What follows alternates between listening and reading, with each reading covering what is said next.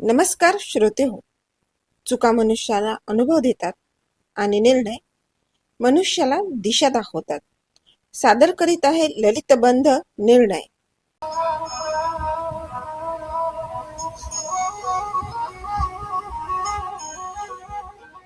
निर्णय दिसायला लहान पण अतिशय बलशाली, मोठ्या मोठ्या प्रश्नांना सहज उलगडवणारा, व्यक्तींची व्यक्तिमत्व उंचावणारा, राजाला रंक आणि रंकाला राजा बनविणारा, व्यक्तींना नात्यांना जोडणारा, न बोलताही बरंच काही करून दाखवणारा, असा हा नीच्या नकारावरून सुरू होऊन याच्या योग्यतेपर्यंत पोहोचवणारा हा शब्द, तो म्हणजे निर्णय.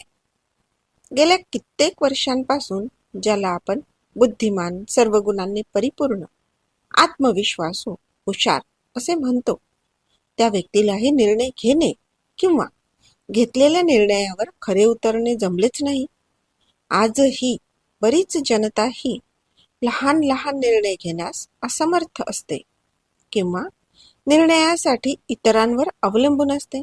खरे तर निर्णय घेणे ही एक कलाच आहे. ही कला, हे कौशल्य एकदा कार्य करून आत्मसात होत नाही. त्याकरिता वारंवार वारंवार वारंवार ते कार्य करावे लागते. तेव्हा कुठे ते कार्य एक कला, एक कौशल्य बनून पुढे येते. परंतु कौशल्य असणारा व्यक्ती जर निर्णयक्षम नसेल तर त्यांच्यातील कौशल्याचा काय उपयोग?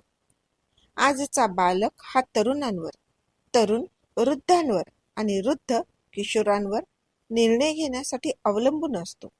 तेव्हा कोणीही योग्य निर्णयापर्यंत पोहोचू शकत नाही. निर्णय घेण्यासाठीही व्यक्तींमध्ये जिद्द असणे आवश्यक आहे. सुरुवातीला निर्णय कदाचित चुकेल, पण किती वेळा?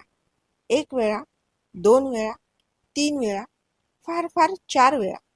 5व्यांदा घेतलेला निर्णय चुकत नाही. कुठलीही व्यक्ती कोणताही निर्णय घेत असेल तर त्यात 2च पर्याय असतात. तिसरा पर्याय असूच शकत नाही.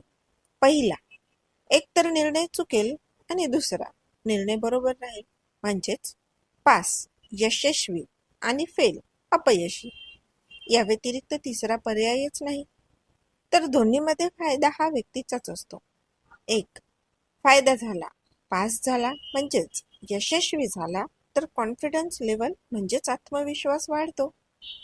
आणि नुकसान झाले किंवा नापास झाला, अपयशी झाला तर अनुभव येतो.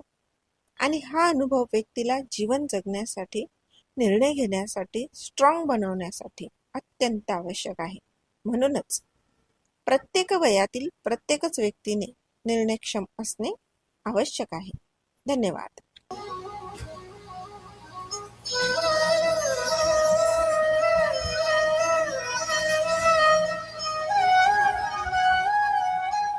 आत्ताच आपण निर्णय या ललितबंधाचे अभिवाचन ऐकले. लेखिका आणि अभिवाचक सपना टाक. माझ्या YouTube चॅनलवर आपला अभिप्राय नक्की कळवा. धन्यवाद.